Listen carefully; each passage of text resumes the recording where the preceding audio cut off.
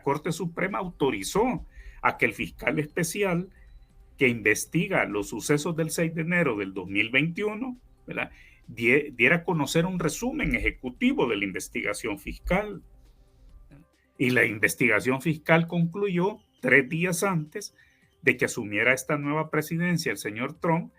La investigación fiscal arrojó que en efecto el señor Trump violó la Constitución de los Estados Unidos al pretender desconocer con esos vándalos que él empujó al Capitolio, pretendió desconocer los resultados electorales. Pero de todo eso ha quedado librado por ahora. Todos esos procesos han quedado suspendidos.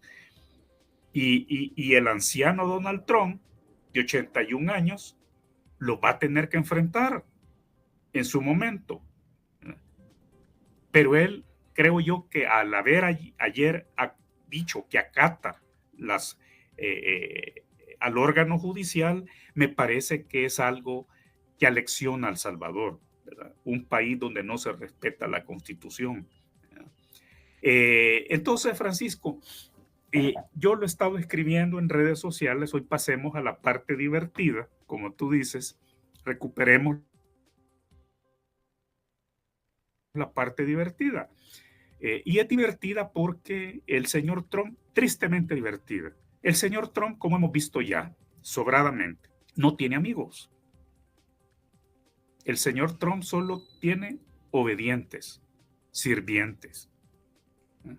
Más claro no puede ser. Incluido Elon Musk, que dicen que es el de los más millonarios o de los más ricos y poderosos en el mundo.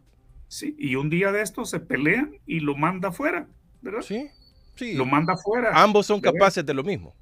Exactamente. Entonces, de hecho, los recursos que se están presentando contra el sudafricano Elon Musk es que él no tiene ninguna autoridad. Su comisión es asesora, pero él está actuando, violando la Constitución de los Estados Unidos, y además violando normas federales. Esto se va a poner interesante, se va a poner divertido. Y si el jefe dice que hay que acatar las órdenes judiciales, hay que acatarlas. Bueno, hay que acatarlas. Y Elon Musk las va a tener que acatar. Y viene la parte, creo yo, divertida en este punto del análisis que estamos haciendo, amigas y amigos, porque en Buenos Aires, en Argentina, ya ves, ¿verdad?, están haciendo chiste de Milei, que se la llevaba de ser el gran amigo de Donald Trump, y resulta que dentro del alza generalizada y universal y unilateral de aranceles contra el acero y aluminio, afecta los negocios, las exportaciones de Argentina a Estados Unidos por el orden de $600 millones, ¿verdad? No hay amigos, Francisco. No hay amigos. Para Trump no hay amigos, sino sirvientes.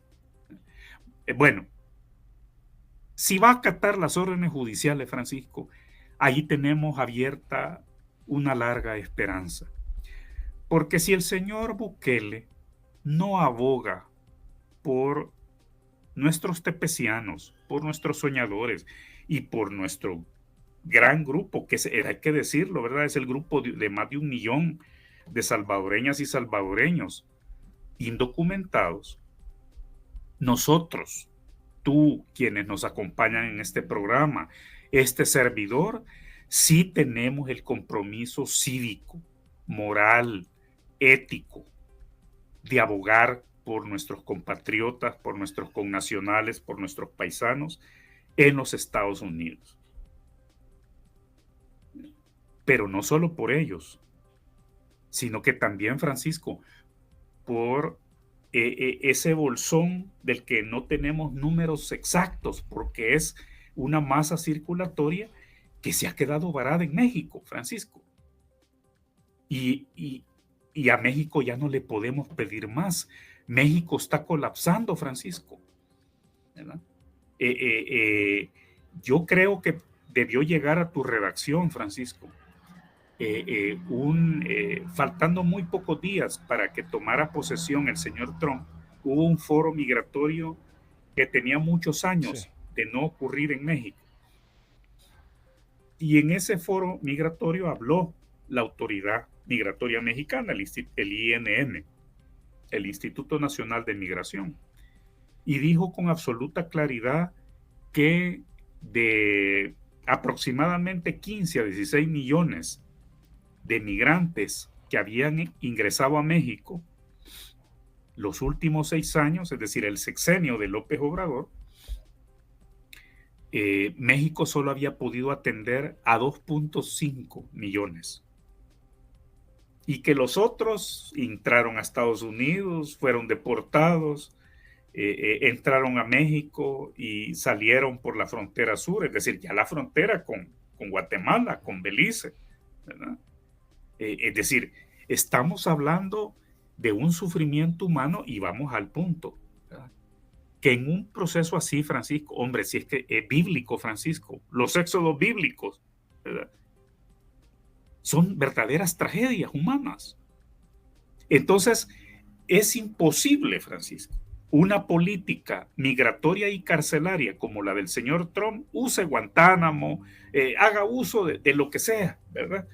Y te voy a decir que hay voces dentro de Estados Unidos y dicen, mire, usted que está queriendo proteger la industria nacional, hombre, ¿para qué está mandando o piensa mandar criminales convictos fuera de Estados Unidos? Contrate empresarios de los Estados Unidos y para que le construyan centros de reclusión aceleradamente.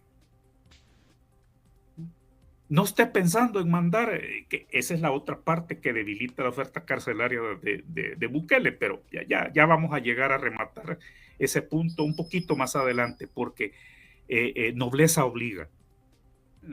Y tenemos, Francisco, que hacer esa abogacía por nuestros connacionales. Debemos escribir a los senadores y congresistas. Debemos de escribir al señor Rubio. Mandemos cartas al Departamento de Estado. No nos cansemos de decir de que los delincuentes salvadoreños son unos pocos y algunos en el poder, en el gobierno, algunos sancionados por la lista Angel, algo que dijo en Guatemala, por cierto, Francisco, el señor Rubio, cuando le preguntaron en la rueda de prensa, mire, y los sancionados bajo la lista Angel y la ley global Magnitsky, no, nosotros no vamos a, no está en nuestra agenda por ahora remover a nadie de esas listas, ¿verdad? Sancionados están, sancionados se quedan, ¿verdad? Y nosotros ya sabemos quiénes son los miembros honorarios de la lista Angel en El Salvador. Ya lo sabemos, que están allí enquistados en el gobierno del señor Bukele y siguen enquistados en el régimen ilegal e inconstitucional. Son cómplices del quiebre constitucional en El Salvador. Entonces, Francisco, tenemos que escribir, tenemos que abogar, tenemos que hablar con los medios de comunicación en México, tenemos que hablar con los medios de comunicación en los Estados Unidos y Canadá.